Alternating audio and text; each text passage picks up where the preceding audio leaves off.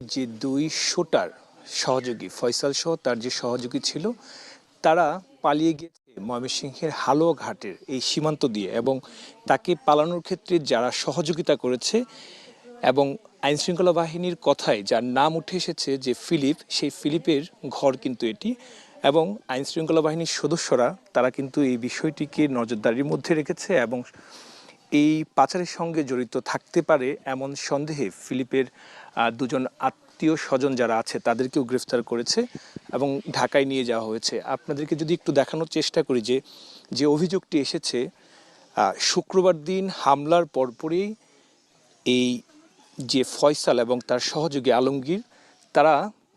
মিরপুর হয়ে আশুলিয়া হয়ে তারপর গাজীপুরে এসে এবং ময়মনসিংহ পর্যন্ত আসে। ময়মনসিংহে আসার পর ময়মনসিংহ থেকে হালুয়াঘাটের ধারা বাজারে আসেন এবং আরেকটি প্রাইভেট কারে করে সেখান থেকে